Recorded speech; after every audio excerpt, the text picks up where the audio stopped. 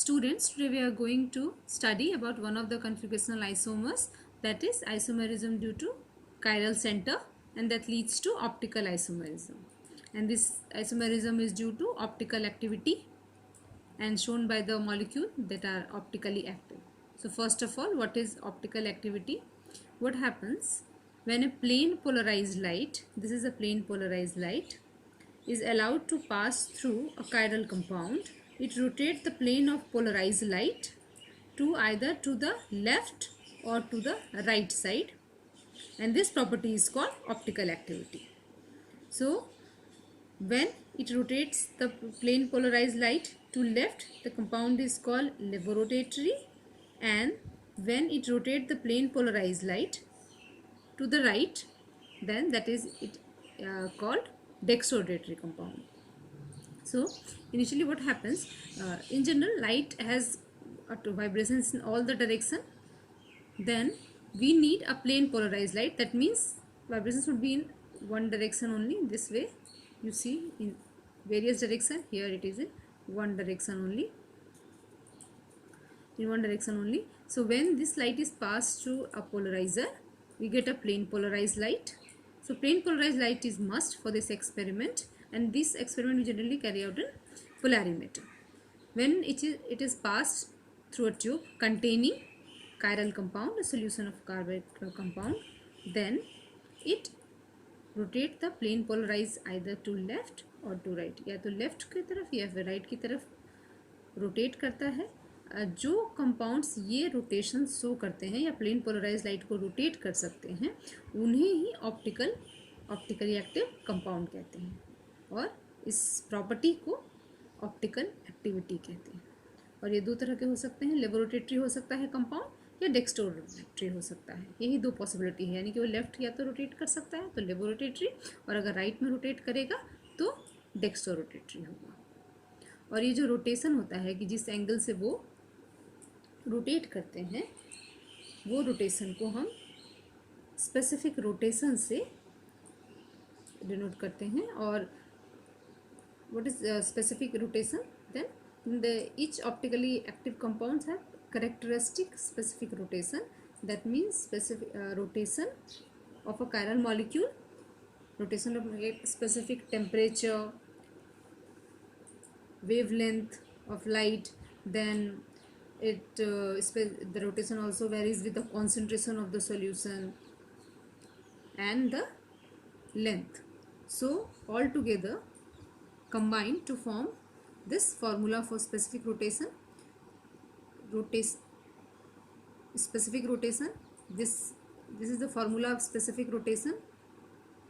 This specific rotation is equal to, this is alpha, which is the observed rotation, that means this angle.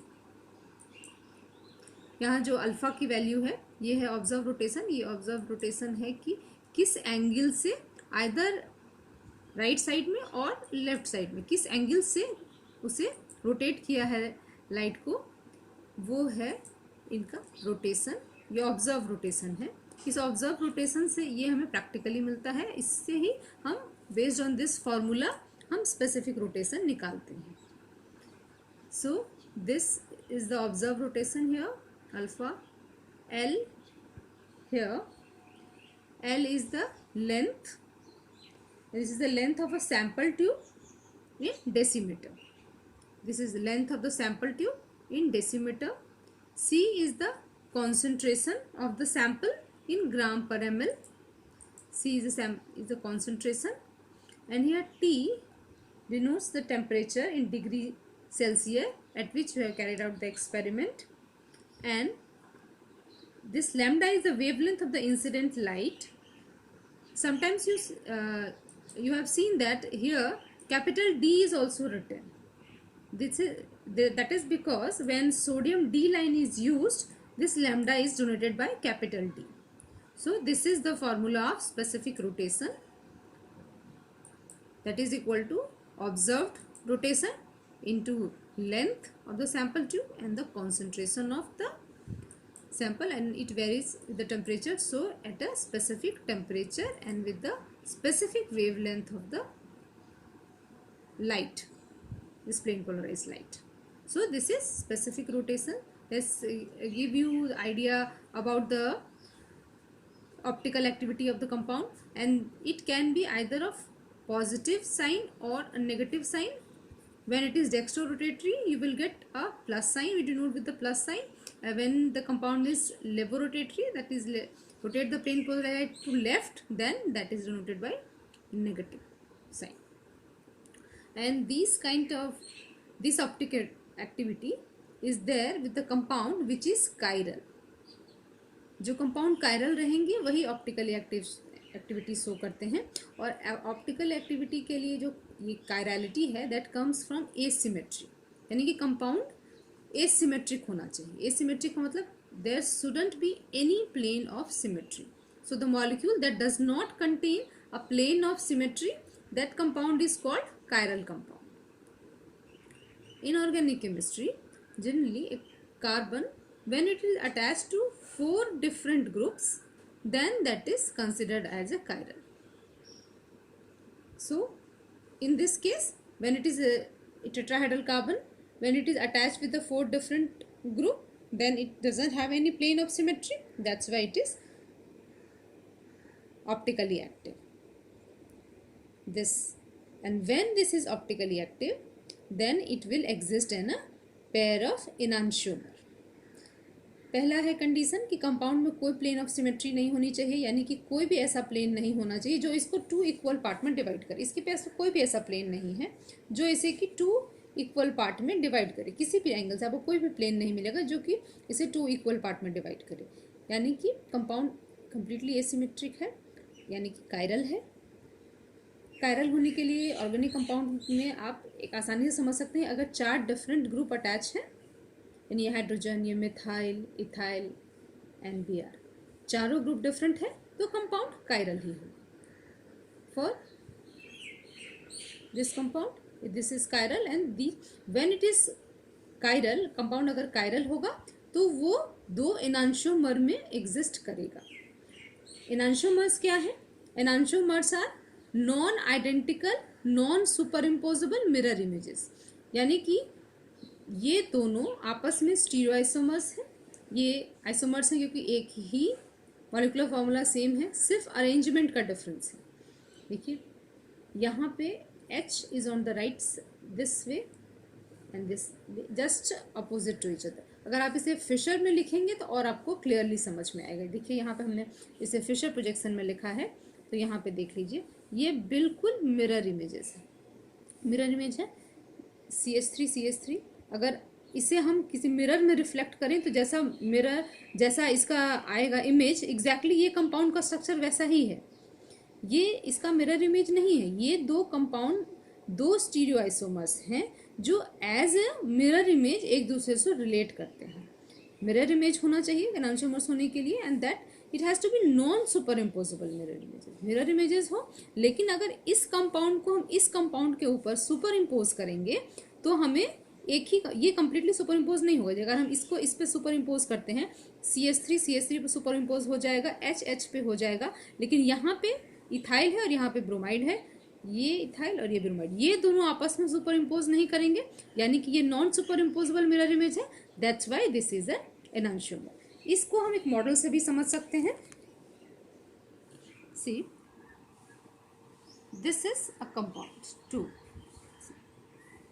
Simple. This is a chiral carbon, central carbon. The black one is chiral because it is attached with the 4 different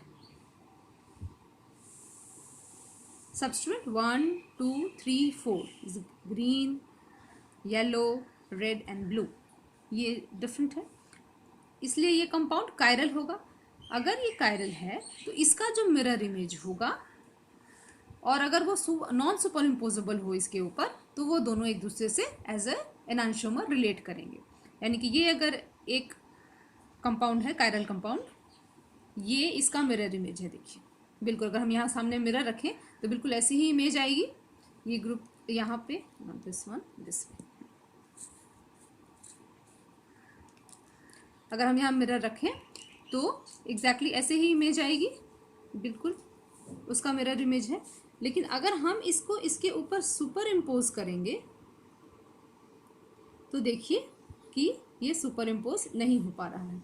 yellow yellow और red red तो हो जाएंगे, लेकिन this green will super impose the blue and reverse is here. यहाँ ये blue इसे करेगा, यानी कि कंप्लीटली एक दूसरे के ऊपर ओवरलैप नहीं हो पा रहा है, क्योंकि ये मिरर इमेजेस भी है और नॉन सुपर इम्पोजेबल है, इसलिए ये एक दूसरे से एज ए एनांशियोमर्स रिलेट करते हैं। हमने इसे इस पोजीशन में रखा, आप किसी भी अगर पोजीशन में इसे रखेंगे तो ये हमेशा एज ए मिरर इमेजेस ही रहेंगे। देखिए अगर हमने रोटेट कर दिया इसको इस तरह, या फिर आप इसे रोटेट करें इस तरह, किसी भी कंडीशन में ये देखिए हमेशा मिरर इमेजेस ही हैं। सारे ग्रुप दूसरे से वैसे रिलेटेड हैं जैसे सामने एक मिरर रखा हुआ। So the compound for chirality, compound यानी the central carbon has to be attach with the 4 different group, 4 different group से अटैच होने चाहिए, और अगर वो 4 डिफरेंट ग्रुप से अटैच होंगे तो कायरल होंगे, और अगर कायरल होंगे तो उनका इनांशियर वो उसका जो मिरर इमेज होगा एज ए इनांशियोमर्स एक दूसरे रिलेट करेंगे if that mirror image is non super imposable.